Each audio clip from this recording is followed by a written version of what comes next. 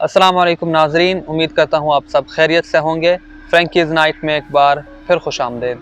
जैसा कि आप जानते हैं कि मैं अभी चाइना में हूँ और मेरे घर का जो 1 साल का कॉन्ट्रैक्ट था वो ख़त्म हो गया है और मुझे एक नया घर देखना है, क्योंकि मैं सोच रहा था कि एक और जगह तब्दील करके देखता हूँ, क्योंकि हॉस्पिटल से भी करीब होगा तो मुझे काफ़ी फ़ायदा होगा उससे आने जाने में। तो एक घर देखा है मैंने, तो सोचा कि आपको भी दिखा दूँ कि अगर चाइना में आपने घर रेंट करना हो तो किस तरह उसका प्रोसीजर होता है, और जो घर होते हैं यहाँ पर उसकी लोकेशन और घर के अंदर की जो चीज़ें होती हैं वो क्या क्या आपको प्रोवाइड करते हैं और क्या आपको ख़ुद ख़रीदनी पड़ती हैं, मैं आपको वो सब दिखाऊंगा। तो शाम का वक्त है अभी, तो मैं अभी जाता हूँ उसकी तरफ, घर की तरफ, क्योंकि मैंने बात की हुई है। तो इंशाल्लाह मैं आपको जाकर दिखाता हूँ कि जो मैंने रेंट करना है घर 1 साल के लिए तो वो किस तरह का है।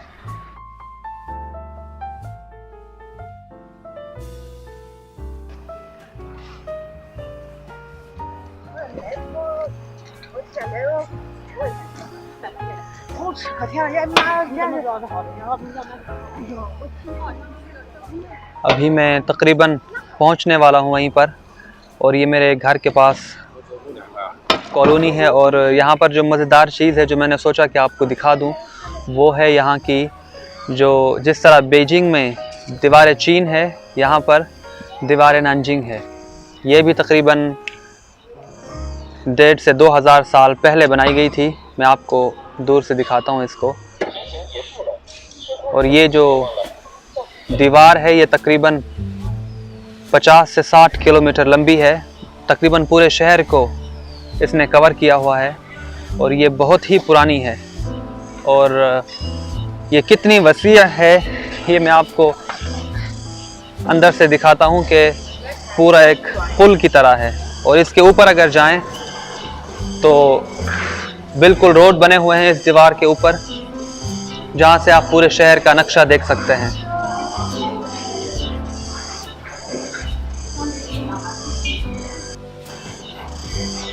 और इस दीवार की जो दूसरी तरफ है वहाँ पर एक दरिया है, और दरिया के करीब पार्क वगैरह भी है और लोगों की घूमने फिरने की जगह भी है।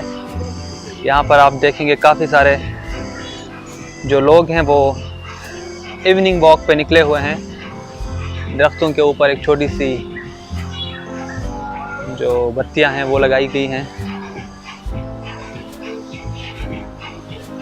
और ये जो जगह है मेरे घर के जो अभी मैंने रेंट पे लेना है उसके करीब है, तो सोचा कि जाते हुए आपको दिखाता जाऊं। ये जो दीवार की दूसरी तरफ है ये यहाँ पर एक बहुत बड़ा दरिया है और इसकी भी बहुत पुरानी तारीख़ है जो रात के वक्त बहुत ही खूबसूरत दिखाई देता है। और साथ में ये 50-60 साल की उम्र के जो लोग हैं वो यहाँ पर अपनी एक्सरसाइज करते हैं और डांस वगैरह करते हैं। इसीलिए चीनी लोग जो हैं वो ज़्यादा उम्र पाते हैं कि ये लेज़ी नहीं होते और ये शाम को खाने के बाद आकर बाहर एक्सरसाइज वगैरह करते हैं।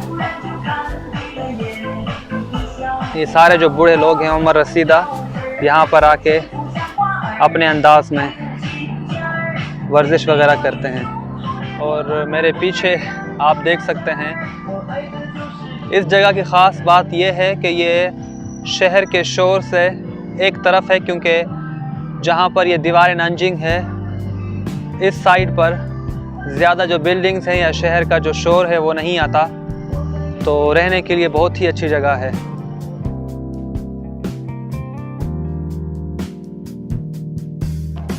और यहाँ पर इस तरह की तख्तियाँ लगाई गई हैं जिन पर इस जगह की जो मुख्तलिफ मकामात हैं उनके नाम हैं, ताकि रात को अगर लोग यहाँ पर आएँ तो आसानी के साथ यहाँ की जो चीज़ें हैं वो देख सकें।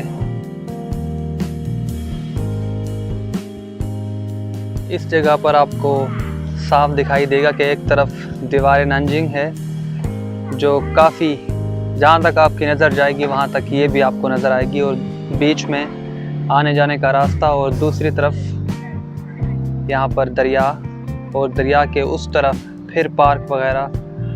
बहुत ही खूबसूरत मंज़र होता है यहाँ पे शाम का। और उसी दरिया में एक कश्ती जाती हुई नज़र आ रही है आपको। यहाँ पर अक्सर लोग घूमने फिरने भी आते हैं। तो ये चाइनीज़ अंदाज में बनाई गई कश्ती है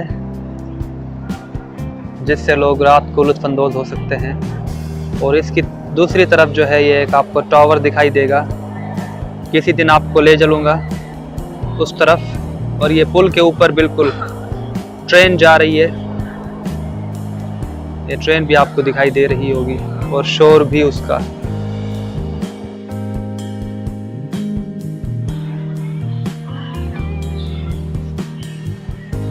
यहाँ पर जो एक बूढ़ी औरत है वो अकेले खुद के साथ कार्ड खेल रही है और अपना टाइम पास कर रही है।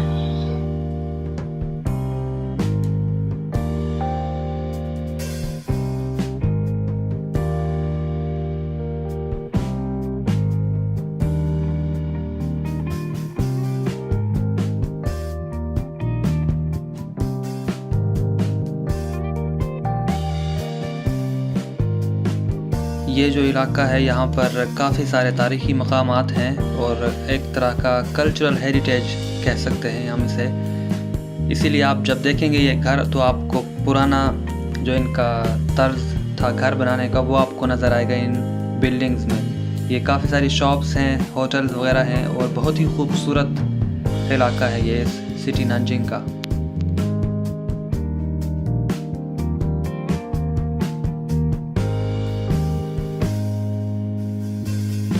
और ये एक कॉर्नर है जहाँ से बिल्डिंग शुरू होती है मेरी, और ये बिल्कुल ही 2 घर आगे मेरा घर है जो मैंने आज लेना है रेंट पे।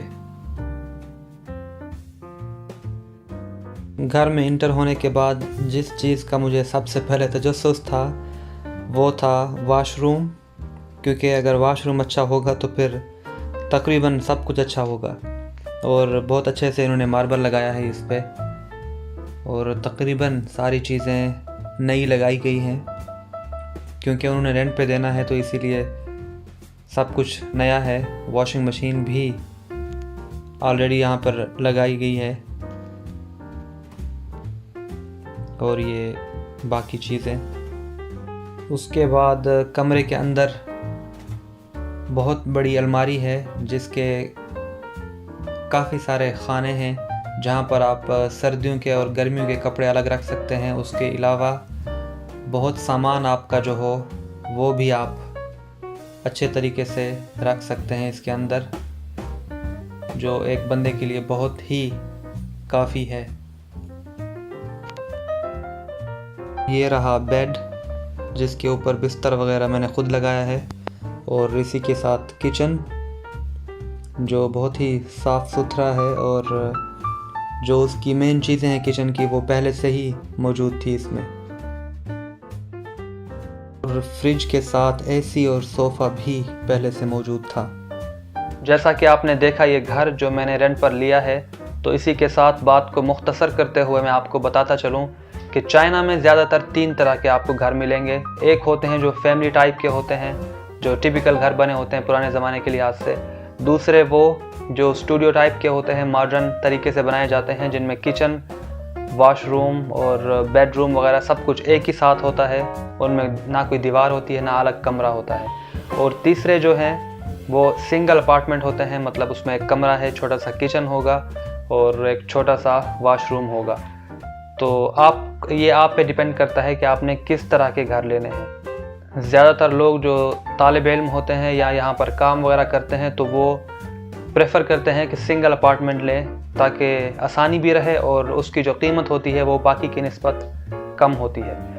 उसके बाद बात यह है कि आपने घर कैसे लेना है। अगर आप छोटी सिटीज़ में हैं तो वहाँ पर अक्सर दीवारों के ऊपर लगाए होते हैं उन्होंने स्टिकर वगैरह, या घर की जो विंडो होती है उसके ऊपर उन्होंने अपना नंबर लगाया होता है तो आप उनसे कांटेक्ट करके भी पता कर सकते हैं। लेकिन ज़्यादातर जो बड़ी सिटीज़ हैं वहाँ पर एक फ़ायदा ये है कि आपको मैं शो कर देता हूँ कुछ ऐप्स मेरी इधर स्क्रीन पे आप देख सकते हैं 4-5 ऐप्स हैं, उनमें से किसी को भी आप डाउनलोड करके उनमें से आप अपनी लोकेशन डालें जहां पर आपको घर लेना हो। उसी के साथ आप घर की तस्वीर, घर की जो प्राइस है और ऑनर का जो नंबर है डायरेक्ट उनके साथ रब्ता कर सकते हैं। और एक बात का ख्याल रखें कि जब आप भी किसी को घर के लिए कहें, अगर आपका कोई जानने वाला हो तो उसमें सबसे अच्छी बात यह है कि आपको कोई मसला नहीं होगा। अगर कोई जानने वाला नहीं है तो आप डायरेक्ट ऐप के ज़रिए उनसे रब्ता कर रहे हैं, तो जब तक आप कॉन्ट्रैक्ट साइन नहीं करते तब तक आपने किसी को कोई पेमेंट नहीं करनी। क्योंकि कुछ लोग ऐसे भी होते हैं जैसे कि एजेंट होते हैं या कुछ फ्रॉड वगैरह करते हैं, तो वो आपको बोलेंगे कि आप हमें इतने पैसे दे दो, हम आपको घर देते हैं या एडवांस में कुछ दे दो। तो आपको एक बात याद रखनी है कि जब तक आपने कॉन्ट्रैक्ट साइन नहीं करना किसी को भी कुछ नहीं देना। और अगर आपको डायरेक्ट हाउस ऑनर का नंबर मिल जाए या उससे रब्ता हो जाए तो वो बेहतर होता है। इसके अलावा जो घर में चीज़ें होती हैं वो तकरीबन सारी चीज़ें आपको प्रोवाइड करते हैं, जैसा कि फ्रिज है, वॉशिंग मशीन, ओवन, बेड या एक टेबल, सोफ़ा वगैरह सब कुछ वो आपको पहले से ही मुहैया करके देते हैं। अगर इनमें से कोई भी चीज़ ना हो तो आप उनसे बात करके पहले से ही कॉन्ट्रैक्ट साइन करने से पहले बात करके आप उनसे कह सकते हैं कि हमें ये चीज़ें चाहिए, इसके बाद हम लोग यहाँ पर रहेंगे। क्योंकि यहाँ पर चाइना में ज़्यादातर जो घर होते हैं वो सब कुछ आपको प्रोवाइड करते हैं, क्योंकि आपने सिर्फ पे करना है और रहना है, बाकी सारी चीज़ें पहले से मौजूद होती हैं और उनमें एसी भी शामिल हो गया। अगर इनमें से कोई भी चीज़ नहीं है तो आप उनसे कह सकते हैं। और इसी के अलावा जब आप घर में रहेंगे अगर कोई भी चीज़ ख़राब है रहने से पहले तो वो आपको ठीक करके देंगे, ये उनके ऊपर होगा, आपको कुछ पे नहीं करना पड़ेगा। अगर आप रहने के 1-2 महीने बाद कहते हैं कि ये चीज़ ख़राब है या वो ख़राब है तो वो आपको ख़ुद बनवानी पड़ेगी, क्योंकि ये फिर कह नहीं सकते कि ये उन्होंने ख़राब की है या आपने की है।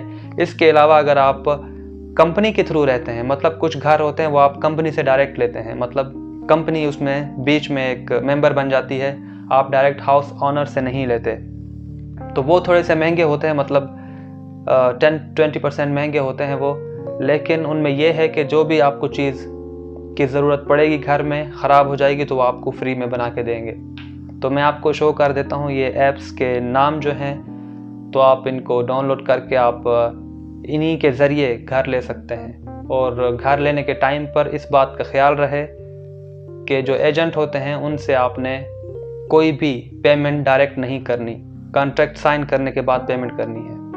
और जो पेमेंट करनी है आपने वो बेहतर यही है कि या तो आप बैंक कार्ड के थ्रू पे कर दें उनको, या इधर चाइना में वीचैट होती है या अलीपे होता है, तो वहाँ से अगर आप पे करेंगे तो आपको कोई मसला नहीं होगा। क्योंकि अगर आप कैश में देंगे तो आपको पता है फिर कि कुछ भी हो सकता है। और अगर आपने जो घर देखने हैं ना, अगर शहर के अंदर बिल्कुल आपने घर लेना है दरमियान में, मिड सिटी में, तो वो थोड़े से महंगे होते हैं। अगर शहर से थोड़ा दूर हों, जो नई नई कॉलोनीज़ बन रही हैं वहाँ पर, तो आपको घर सस्ते मिलेंगे। जो भी आपको वो कहते हैं आप इसको मतलब बात करके कम करवा सकते हैं, क्योंकि ये फ़िक्स प्राइस नहीं होती। अगर वो 2000 कह रहे हैं तो आप 1500-1600 पर जा सकते हैं एक महीने का। ये मैं एक रैंडम बता रहा हूँ, मतलब ज़्यादा भी होती है कम भी होती है। तो मतलब जो वो कहेंगे आप डायरेक्ट नहीं उस पर राज़ी हो जाना, मतलब कम आप करवा सकते हैं। ये आप पे डिपेंड करता है कि आप जो बात करते हैं वो किस तरीके की करते हैं। तो अगर आपको कोई और चीज़ पूछनी हो घर रेंट करने के हवाले से तो आप मुझसे रब्ता कर सकते हैं कमेंट के थ्रू। इंशाल्लाह मैं आपको सारे जवाब दूंगा। और अगर कोई हेल्प चाहिए हो तो वो भी आप बता सकते हैं चाइना में रहने के लिए। तो इंशाल्लाह मिलते हैं अगली वीडियो के साथ। अगर वीडियो अच्छी लगी हो और आपको कुछ मदद मिली हो इससे तो वीडियो को लाइक कीजिए, सब्सक्राइब कीजिए। अल्लाह हाफ़िज़।